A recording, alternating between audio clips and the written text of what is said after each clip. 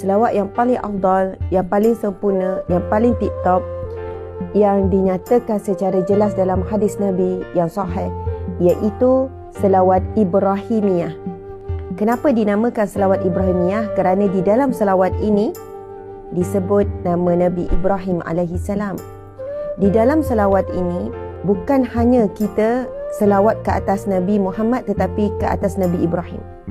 Kenapa Nabi Ibrahim dimuliakan sehingga kan di dalam solat disebut nama Nabi Ibrahim ketika tahiyat? Kenapa di dalam selawat dan tahiyat mesti selawat juga ke atas Nabi Ibrahim?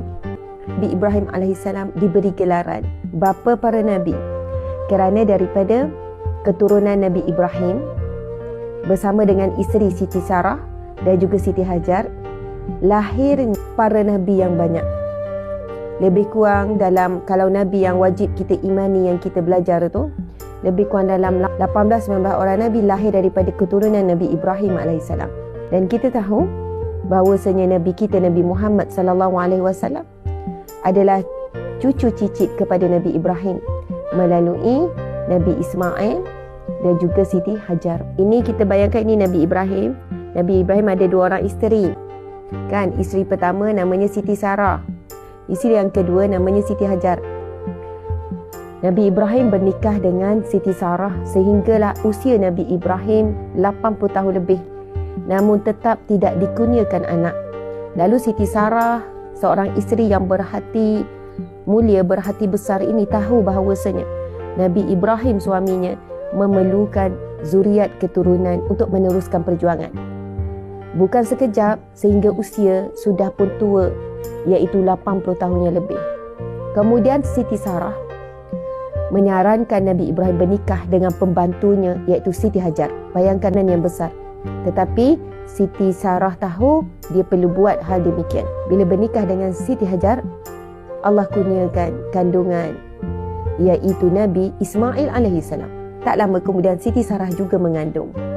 Jadi Siti Hajar melahirkan Nabi Ismail, manakala Siti Sarah pula melahirkan Nabi Ishak.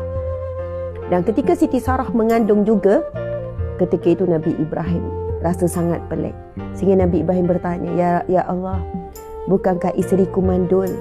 Maksudnya dah umur dah 80 lebih, 70 lebih ni, ada anak. Macam mustahil kalau nak mengandung. Tapi kuasa Allah. Daripada jalur Siti Sarah dan Nabi Ishak lahir para Nabi yang begitu banyak. Bayangkan ya, daripada jalur ini lahir Nabi. Daripada abad ke abad, daripada selang tahun selepas satu Nabi meninggal, lahir pula Nabi lain. Semua daripada jalur Nabi Ishak. Ada Nabi, ada Nabi, ada Nabi. Manakala daripada jalur Nabi Ismail, tidak ada Nabi, kosong Nabi. Tak ada Nabi, tak ada Nabi. Belah sini Nabi, belah sini tak ada. Belah sini Nabi, belah sini tak ada. Begitulah sejarah permulaan Bani Israel yang wujud melalui jalur Nabi Ishak. Sehingga kan Bani Israel merasakan mereka adalah satu kaum, satu bangsa yang dimuliakan Allah kerana ramainya para Nabi yang lahir daripada Bani Israel.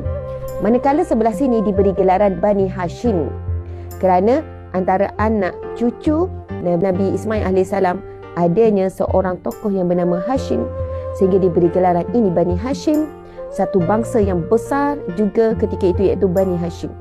Bani Hashim tak ada Nabi, kosong, orang biasa. Tapi sebelah sini hebat kan, bawah Nabi Ishak ni, daripada Bani Israel ni keluar Nabi, daripada satu zaman keluar lagi, meninggal seorang Nabi, selang berapa tahun keluar lagi Nabi, sehingga mereka rasa sombong dan angkuh, dan mereka sangat yakin Nabi yang terbaik akan keluar melalui keturunan mereka. Belah sini pula kosong.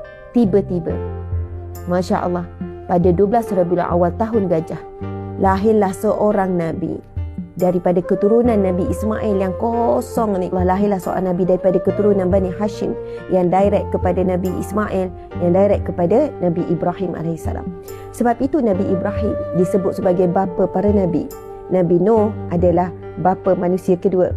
Nabi Adam adalah bapa manusia yang pertama. Itu di antara gelaran-gelaran para Nabi yang kita perlu tahu sebagai satu ilmu yang kita akan faham apa kaitannya dengan kita semua.